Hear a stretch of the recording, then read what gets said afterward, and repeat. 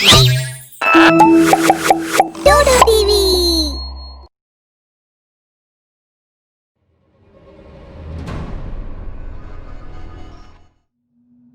अंधेरी रात है, सब सुनसान है। रात का अंधेरा बढ़ता ही जा रहा है। दूर दूर तक बस सन्नाटा है। एक कार चलते चलते अचानक रुक जाती है। अचानक से एक चीख सुनाई देती है और तेज आवाज के साथ कार पेड़ से टकरा जाती है। कार का गेट खुलता है और एक औरत कार के दरवाजे से बाहर निकलती है। इंसानी खून, कितने दिनों बाद एक शिकार किया, मजा आ गया। अभी तो बस शुरुआत है।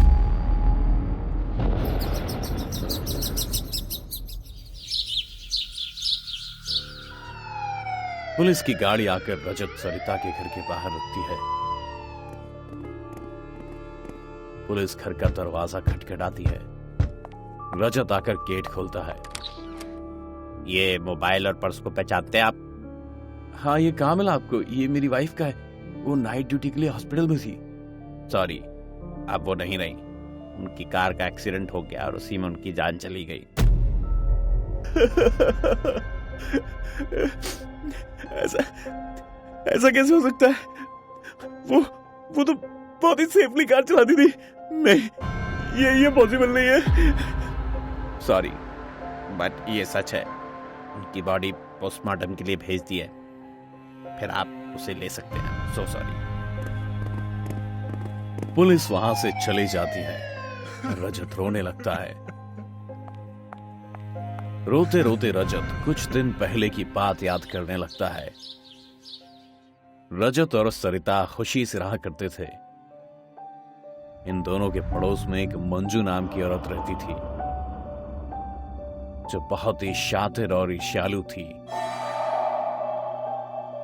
वो रजत से शादी करना चाहती थी। रजत ने सरिता को पसंद किया और दोनों की शादी हो गई। ये बात मंजू को हजम नहीं हुई। मंजू एक तांत्रिक से मिलकर रजत और सरिता की बसी बसाई जिंदगी उजाड़ने का प्लान बनाती है। बाबा, पैसे जितने चाहे उतने ले लो, लेकिन कोई ऐसा तरीका बताओ कि रजत और सरिता की जिंदगी पर ऐसा काला साया आए कि उसकी फिर कोई सुबह ही ना हो।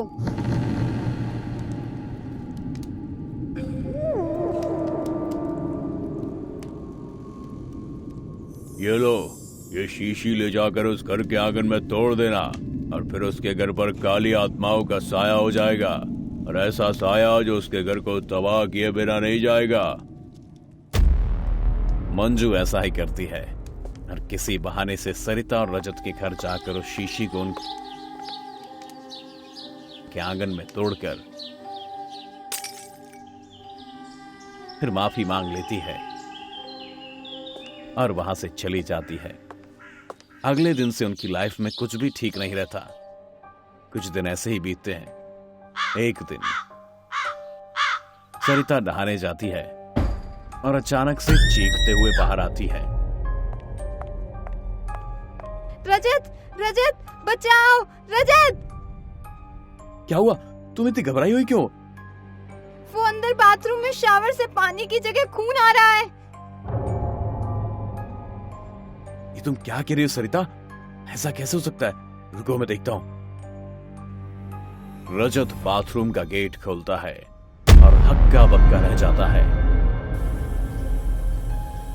तुम परेशान मत हो सरिता, ये खून नहीं, शायद लीकेज होगा, मैं ठीक करवा दूंगा, डोंट वरी। वो दोनों एक दूसरे को दिलासा दे रहे थे, पर अंदर ही अंदर दोनों बहुत डरे हुए थे। ऐसी ही कई घटनाएं उनके घर में हुई। कभी पानी की जगह शावर से खून आना, नींबू का काला हो जाना, मंदिर की लाइट बार बार चलना बुझना, और इन बातों से डरते डरते वो लोग कुछ दिन निकालते हैं और आज सरिता की मौत हो जाती है। रजत पास से वापस आज में आता है। नहीं, मैं ये नहीं मान सकता कि सरिता का एक्सीडेंट हुआ है। कुछ और बात है। वो सब जो इतने दिन से हमारे साथ हो रहा था, और आज सरिता की मौत। ये सब नॉर्मल नहीं था। मैं जानकर ही रहूंगा कि आखिर मेरी सरिता के साथ हुआ क्या। इसी सोच में रात बीतती है और सुबह होती है। सुबह फिर पुलिस घर का दरवाजा खटखटाती है। मिस्टर रजत, आपकी वाइफ की डेथ तो एक्सीडेंट से ही हुई है, पर उनकी बॉडी पर कई चोट के, खून के और नाखून के अजीब से निशान हैं, जिन्हें आइडेंटिफाई करना मुश्किल है। हम कोशिश कर रहे हैं, पर कुछ तो है जिसे लेकर हमें संदेह है। पुलिस के जाते ही रजत का शक और पक्का हो जाता है। इस मामले में अब एक ही इंसान मेरी मदद कर सकता है, और वो है बोरी वाले बाबा। वो ही मुझे बता सकते हैं कि आखिर ये सब है क्या। रजत बाबा के पास पहुंचता है। ओम सिम होम क्रीम श्रीम चामुंडाय विच्चै। ओम सिम होम क्रीम क्रीम चामुंडाय विच्चै। ओम त्र्यंबकम यजामहे। ओम त्रिम क्रीम क्रीम चामुंडाय विच्चै। बाबा, मेरा घर उजड़ गया, मेरी सरिता मुझे छोड़कर चली गई है। ऐसा कहते हुए रजत बाबा को पूरी बात बताता है। बेटा, तुझे बहुत पहले ही मेरे पास आना चाहिए था, शायद मैं सरिता को बचा पाता। कोई बात नहीं, तू मुझे तेरे घर ले चल, मैं देखता हूं कि कौन है जो तेरा घर बिगाड़ रही है। बाबा और रजत घर पहुंचते हैं। साया है तेरे घर पर, खतरनाक चुड़ैल का साया, वो साया जो यहां खुद नहीं आया, कोई लेकर आया है बंद करके बोतल में। यही तेरे आसपास रहता है वो। हाँ बाबा, मेरे पड़ोस में मंजू रहती है। वो कुछ दिन पहले आई थी और उसके हाथ से गलती से एक बोतल टूट गई थी। टूटी नहीं थी, तोड़ दी गई थी, ताकि तेरे घर को खत्म कर सके। बुलाता हूं मैं उस चुड़ैल को। चुड़ैल, ओ चुड़ैल, मेरे हाथ में आ और मुझे पूरा सच बता, वरना ऐसी शक्ति मारूंगा कि भाग जाएगी तू। जाने कहां? हाँ बाबा, आ गई मैं। क्यों बुलाया तूने मुझे? यह जानने के लिए किस मकसद से आई है तू यहाँ और कौन लाया। क्यों बताऊं मैं तुझे ये सारी बात? मत बता और मेरा वार झेल। बाबा चुड़ैल पर अपनी शक्ति से वार करते हैं और चुड़ैल नीचे गिर जाती है। बाबा, बताती हूँ, मैं सब बताती हूँ। तेरा शक सही है, और मंजू ही एक तांत्रिक की मदद से यहाँ छोड़ गई थी मुझे, ताकि इस घर को खत्म कर सकूं मैं। तब सुन, अगर बोरी में बंद नहीं होना चाहती तो जा, और जिसने तुझे यहाँ भेजा है उसे खत्म कर, और फिर कभी लौट कर मत आना। चुड़ैल वहां से पलक झपकते ही गायब हो जाती है और पहुंच जाती है मंजू के घर। मंजू, आज तू नहीं बचेगी, आज तू मेरे हाथों मरेगी। बचाओ, तुम मुझे क्यों मारना चाहती हो? चुड़ैल उसकी कोई बात नहीं सुनती और मंजू को मार देती है और वहां से भाग जाती है। और रजत अपने घर में सरिता की फोटो पर हार चढ़ा रहा है। सही कहा है किसी ने, कर्मों का फल जरूर मिलता है, और कई बार जो गड्ढा हम दूसरों के लिए खोदते हैं, उसमें खुद ही गिर जाते हैं। रामदीन काका के पास धन दौलत की कमी नहीं थी। वो अपना नया घर बनवा रहे थे। घर की नींव की खुदाई के समय ही उस जमीन में कुछ हड्डियां दिख गई। ये हड्डियां मिलना ठीक नहीं है बाबू। अरे कुछ नहीं होता, मैं ऐसी बातें नहीं मानता है। सुनो जी, रहने दो। मेरी मानो तो ये जमीन बेचकर दूसरी जगह जमीन ले लो। अरे दिमाग खराब है, इतने मौके की जमीन बेच दूं, हैं? कुछ गांव वालों को जैसी इस बात की खबर हुई, सब भागे हुए आए। सुखदेव काका जो गांव के सरपंच थे, उन्होंने भी कहा कि कुसुम ठीक कह रही है। अरे औरतन की चले तो कोई काम ना होए। घर बनना शुरू हो गया। तभी एक दिन मिस्त्री के सिर पर ईंट लग जाने से वो बेहोश हो गया। थोड़ा होश में आया तो बोला, मुझे क्या मालूम था कि वो हड्डियां ही मेरा काल बनेगी। बापू, सब लोग मना कर रहे हैं तो मान क्यों नहीं लेते? अबे तू भी इनकी बातों में आ गया। जल्दी इसको गाड़ी में बिठाओ और अस्पताल लेके जाओ। रामदीन ने किसी की नहीं सुनी। अपने अड़ियल और कंजूस स्वभाव के लिए वो पहले से ही बड़ा बदनाम था। भैया मैं तो यहाँ काम नहीं करूंगा। कौन अपनी जान जोखिम में डाले भैया। रामदीन दूसरे गांव से मजदूर देखता है। रामदीन रात दिन मजदूरों से काम करवाते एक दिन जैसे ही घर के लिए निकले, घर बन भी गया तो रह नहीं पाओगे। कौन है? सामने आओ। उनकी धोती किसी पत्थर में अटक जाती है और वो गिर पड़ते हैं। वो आ करते उठते हैं, देखते हैं घुटना छिल गया था। इतने सही जगह। रामदीन अपने घर की तरफ भागते हैं, किसी को कुछ नहीं बताते। किसी तरह से 6 महीने में घर बनकर तैयार हो गया। रामदीन पूरे परिवार के साथ एक छोटा सा हवन करवाकर उसी में रहने आ गए। ना कोई भोज ना भात। रात में वो बरामदे में चारपाई डालकर लेट गए। आधी रात बीती थी। कौन है? कौन है? मेरी गर्दन छोड़ दो। क्या चाहिए तुम्हें? मेरी चारपाई कहाँ घसीट रहे हो? अरे मैं गिरा, कोई मुझे बचाओ। तुमने जमीन पर घर बनवाया ही क्यों? ये जमीन मेरी है। अरे कौन हो तुम? मैंने दिलावर को इस जमीन के पूरे 2 लाख रुपए दिए थे। उसने तो कहा था कि ये जमीन उसी की है। मैं इस जमीन पर किसी को नहीं रहने दूंगा। इस घर को छोड़ दो। अरे कोई है, मुझे बचाओ। वीरू को बुलाओ, उससे कह दो कि मेरी चारपाई अंदर डाल दे। यहाँ लगता है कोई भूत प्रेत है। क्या कहा? भूत? कहाँ है भूत? मुझे तो कुछ दिखाई नहीं पड़ रहा है। जब मना किया तो सुना नहीं, अब भुगतो। वीरू, वीरू, जल्दी आओ। क्या हुआ बापू? लगता है कि अगर भूता है, कोई मेरा गला दबा रहा था। मेरी आंखें खुली, वहाँ कोई नहीं था। एक बार चेतावनी दे रहा था, ये जमीन मेरी है, इसे छोड़ दो। मेरी चारपाई भी घसीट रहा था। बापू मैं आपके साथ यहीं सो जाता हूँ, आप आराम से सो जाओ। कुसुम तुम भी यहीं सो जाओ ना।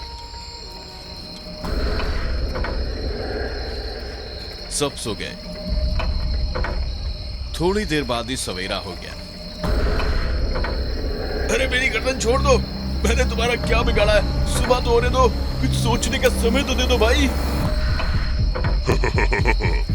ये हुई ना बात। मैं तुम्हें सिर्फ 2 दिन का समय देता हूँ। उसके बाद तुम्हें मुझसे कोई नहीं बचा पाएगा। अरे तुम मेरी गर्दन छोड़ो, मेरी सांस अटक रही है। क्या हुआ बापू? वीरू जरा जाकर बैद जी को बुला कर लाओ। और कुसुम तुम यहीं बैठो, मुझे अकेले मत छोड़ो।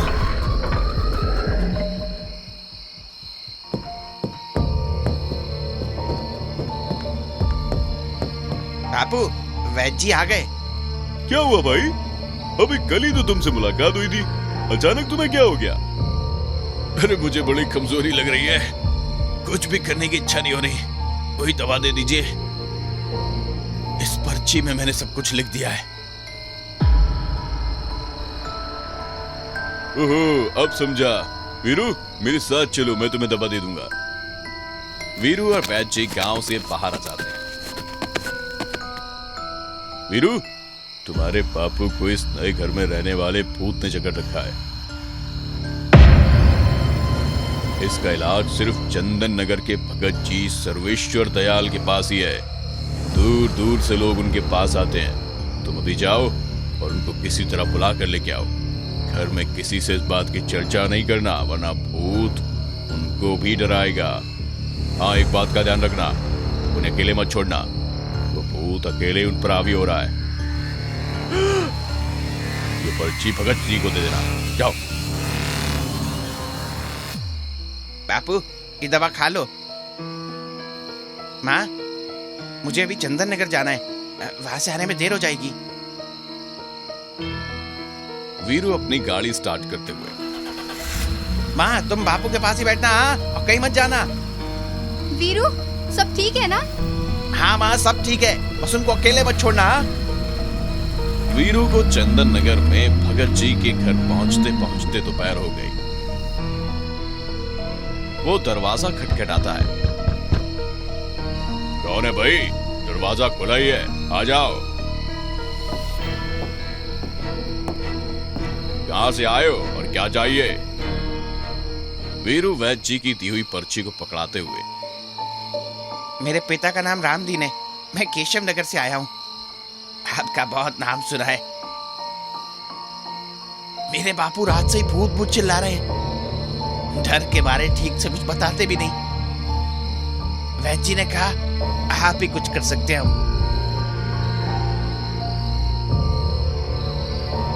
पर्ची पढ़कर मनी मन खुश होते हुए ठीक है, चलो कैसे जाना है? गाड़ी है मेरे पास। चलो। भगत जी अपने झोले में कुछ आवश्यक सामान डालकर तैयार हो जाते हैं। वीरू गाड़ी स्टार्ट करता है। भगत जी गाड़ी में बैठ जाते हैं और उसके घर पहुंच जाते हैं। आइए भगत जी, माँ बापू कहाँ हैं? अभी तक सो ही रहे हैं। चलो उनके पास ही चलो, जरा पानी ले आओ। वीरू की मां पानी लेकर आती है। भगत जी पानी अपनी हाथों की अंजलि में लेकर ध्यान की मुद्रा में बैठ जाते हैं। ये प्रेत थोड़ा अड़ियल दिख रहा है। आप लोग कब से यहाँ रह रहे? भगत जी कल ही तो हवन करवाया था और रात में बापू चीख पुकार मचाने लगे। रामदीन, रामदीन उठो, इधर देखो। रामदीन अचानक उठकर बैठ जाता है, बदली हुई भारी आवाज में। वीरू और उसकी मां आवाज सुनकर डर जाते हैं। दोनों एक दूसरे की तरफ भयभीत नजरों से देखते हैं। मैंने उसको मना किया था कि ये यहाँ नहीं रह सकता। तुम मेरे और इसके बीच मत पड़ो ना। तुमको रहने के लिए यही जगह क्यों चाहिए? इतना बड़ा गांव है, कहीं भी रह सकते हो। मैं क्यों जाऊं यहाँ से? इसी को जाना होगा। यहाँ से मुझे कोई नहीं निकाल सकता। वीरू जरा हवन की व्यवस्था करो, कैसे नहीं मानेगा। वीरू और उसकी मां पिछले दिन का रखा हुआ हवन सामग्री और हवन कुंड ले आते हैं। ये क्या कर रहे हो? आग नहीं जलाना। रामदीन तुरंत अपनी पत्नी के बालों को दोनों हाथों से पकड़कर खींचने लगता है। वीरू जैसे ही मां को बचाने जाता है, उसके सीने पर चढ़ जाता है। भगत जी हवन कुंड में अग्नि प्रज्वलित करके जैसे ही कुछ मंत्र जाप करने जाते हैं, अचानक सारी खिड़कियां और दरवाजे धड़धड़ाने लगते हैं। हवा की वजह से आग बुझ जाती है। रामदीन खिड़की की तरफ भागता है। तभी भगत जी का आसन हवा में उड़ने लगता है। वीरू, वो जल की बोतल पकड़ा दो। भभूस और अभिमंत्रित जल पूरे घर से लेकर बाहर तक छिड़क देते हैं। तब उनका आसन नीचे आ जाता है। भगत जी हवन कुंड में अग्नि प्रज्वलित करते हुए ओम का उच्चारण करते हैं। मेरी बात सुनो। मैं कलकत्ते में एक जूट मिल में काम करता था। रात दिन काम करके, ओवर टाइम करके अपने भाई को पैसे भेजता था। मेरा परिवार यहीं रहता था। धीरे धीरे उसने और मेरी पत्नी ने मिलकर ये जमीन अपने नाम से खरीद ली। मुझे भनक भी नहीं लगी। जूट मिल में तालाबंदी होने से मुझे गांव आना पड़ा। यहाँ आने पर मेरी पत्नी और भाई के रंग ढंग बदले देखकर मुझे कुछ शक हुआ। जब मैंने खोजबीन शुरू की तो दोनों ने मिलकर मुझे रात को सोते समय गला घोट कर मार दिया और इस जमीन में रातों रात दबा दिया। अब तुम ही बताओ मैं कहाँ जाऊं? तुम्हारे साथ वाकई बहुत बुरा हुआ, और अपनी पत्नी और भाई से बदला लेने के बजाय तुम इस बेकसूर आदमी से बदला क्यों ले रहे हो? इन दोनों को तो कब का खत्म कर दिया। अरे इस धुएं से तो मेरा दम घुटने लगा। मुझे क्यों जकड़ रखा है? मैं चला जाऊंगा, तुम मुझे छोड़ो। भगत जी लौंग और घी से हवन करते हैं। मैं जा रहा हूं, पर ध्यान रहे कि मेरी मुक्ति के लिए भी इस रामदीन को पूजा करवानी होगी। भगत जी 2 घंटे में पूजा समाप्त करके उठते हैं। बाबा, आपने मुझे बचा लिया। अब इसकी मुक्ति भी आप ही को करवानी होगी। दूसरे दिन उस प्रेत की मुक्ति के लिए भगत जी हवन करते हैं। और रामदीन का घर प्रेत मुक्त हो जाता है। भगत जी जाने के लिए अपना झोला उठाते हैं, तभी रामदीन उनके पास 5000 की गड्डी और उनके लिए कपड़े लेकर आता है। भगत जी कहते हैं, अरे इसकी क्या जरूरत थी, आप ठीक हो गए, मेरे लिए सबसे बड़ा इनाम है। बाहर आकर पैसे गिनते हैं। भगत जी अब बताओ किसका घर भूतिया करना है? चुप रहे मूर्ख, वरना सच में तुझे मुक्ति दिलवा दूंगा। तो समझे आप, वो घर भूतिया नहीं था। भगत जी और भूत दूसरे भूतिया घर की तलाश में निकल जाते। गुंजन आज बहुत एक्साइटेड थी। हो भी क्यों ना, वो गांव की पहली लड़की थी जिसकी दूसरे गांव में एक सरकारी बैंक में नौकरी लगी थी। माँ पापा बैंक के पास ही एक घर में उसे शिफ्ट कराकर अपने गांव लौट गए थे। बैंक में रिपोर्ट करके आने और घर जमाने में कब रात हो गई उसे पता ही नहीं चला। मैं पहले नहा लेती हूँ, फिर खाना खा के आराम करूंगी। ये आवाज कहाँ से आ रही है? रसोई में तो नल ही नहीं है, शायद बाथरूम से आ रही होगी। जब उसने बाथरूम का दरवाजा खोला तो देखा ये आवाज बाथरूम से नहीं बल्कि बाथरूम के पीछे से आ रही है। जाकर देखूं क्या? वो अपने घर से बाहर निकलकर पीछे जाती है और वहां देखती है तो एक नदी दिखाई देती है और उसके किनारे एक औरत। वो उस औरत के पास जाने लगती है तो अचानक बहुत तेज बारिश होने लगती है और आंधी तूफान आने लगता है। वो लौटकर वापस आ जाती है। फिर आवाजें बंद नहीं होती। उसे डर तो लगता है पर फिर उसे नींद लग जाती है। ये सिलसिला 4-5 दिन तक चलता रहा। गुंजन से जब नहीं रहा गया तो उसने अपने सहकर्मी शर्मा जी से पूछा, शर्मा जी आप यहाँ पर कितने दिनों से हैं? 2 साल से। बस 1 साल और फिर मैं ट्रांसफर ले लूंगा। अरे वाह, अच्छा आपने इस गांव में कुछ अजीब सा महसूस किया है क्या? मतलब? अरे मतलब आवाज या कोई घटना? आप वो रात की नदी की बात कर रही हैं क्या? हाँ, वो दिन में दिखाई नहीं देता पर रात में दिखता है। हाँ, जब नई पोस्टिंग हुई थी तब गया था एक बार देखने। आज रात में आता हूँ, साथ में चलेंगे देखने। हाँ ठीक है।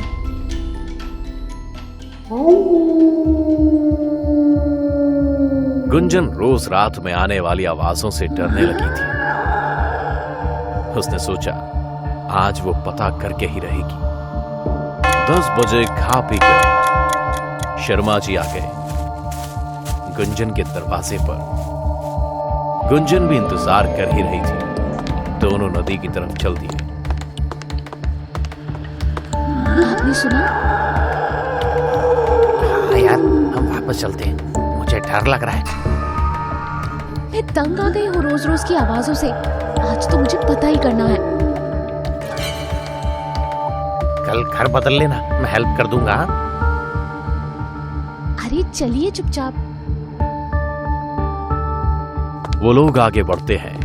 नदी के पास उन्हें 6 औरतों का समूह रोते हुए दिखता है। बड़ी हिम्मत करके गुंजन उनके पास जाकर पूछती है,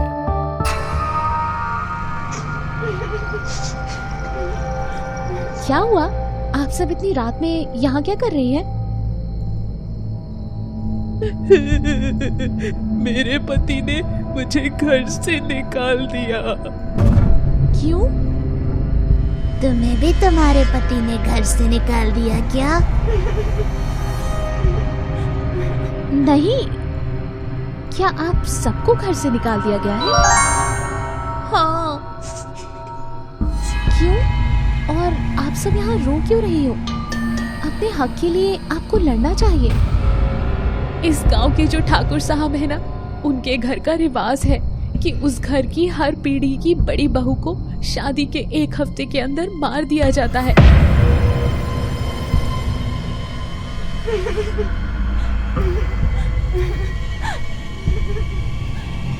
ये कैसा रिवाज है? मार दिया जाता है मतलब? मैं तीसरी पीढ़ी की हूँ। ये मेरी सास है और ये मेरी सास की सास। ये मेरी बहू है और ये मेरी बहू की बहू और ये बहू की बहू की बहू। इतनी सारी पीढ़ियां एक साथ कैसे? हम सबको मार दिया ना। ये कहते हुए इन सब के रूप बदल गए और देखते ही देखते वो सब हवा में तैरते हुए गुंजन के चारों तरफ घूमने लगी। अब तो शर्मा जी की सिट्टी पिट्टी गुम हो गई और वो वही ढेर हो गए। डर तो बेचारी गुंजन भी रही थी, पर वो अभी भी मूर्छित होने की कगार पर नहीं पहुंची थी। तुम्हें पता है, शापित नदी हमारे आंसुओं से बनी है और इसे शाप मिला था कि जिस दिन कोई जिंदा लड़की इस नदी के करीब आकर हमसे बात करेगी, उस दिन हम सबको हमारे साथ हुए अन्याय का बदला लेने की शक्ति मिल जाएगी। गांव के लोगों को तो ये बातें पता थी, इसलिए कभी कोई नहीं आया, पर आज तुम आई हो। मैं मरना नहीं चाहती। अब आपको आपकी शक्ति मिल गई ना, अब मैं जाती हूँ। ऐसे कैसे जाती हूँ? जब तक हम सबको मुक्ति नहीं मिल जाती, तब तक हमें रोज रात में प्रकट होना पड़ेगा। अब तुम हमारा प्रतिशोध पूरा कर कर ही मुक्ति पाओगी। मुझे क्या करना होगा? और उसके बाद आप लोग मुझे तो नहीं मार दोगे ना? तुम तो हम सब के लिए देवी बनकर आई हो, तुम्हें क्यों मारेंगे? तुम बस चल के ठाकुर का दरवाजा खुलवाओ, बाकी हम सब संभाल लेंगे। अब तक शर्मा जी को भी होश आ चुका था। अब गुंजन और शर्मा जी आगे आगे और वो आत्माएं उनके पीछे पीछे ठाकुर के घर की तरफ चल दिए। गुंजन ने ठाकुर का दरवाजा खटखटाया। कौन है इतनी रात में? ठाकुर साहब, मैं हूँ, दरवाजा खोलिए। ठाकुर ने दरवाजा खोला। हवा की तरह वो आत्माएं अंदर घुसकर यहाँ वहां तैरने लगी। कहाँ है हमारी सौतने? ठाकुर साहब के परिवार के सब लोग जाग गए थे और हॉल में इकट्ठा हो चुके थे। आप सब कौन है और कहां से आ गई? हम अपनी अपनी पीढ़ी की बड़ी बहू हैं, जो इस घर में मार दी गई। अब तुम सब मरोगे। इसी में पूरे खानदान की भलाई थी।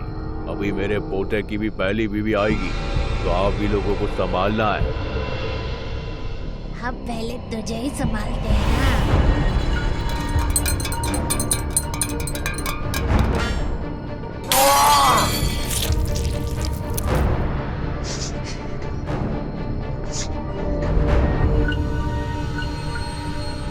देखिए, हम जानते हैं कि ये बहुत गलत रिवाज है और मैं भी इसके खिलाफ हूँ। हमने दादाजी को तो मार दिया, पर अब कृपा करें हम पर और हम में से किसी को ना मारे प्लीज।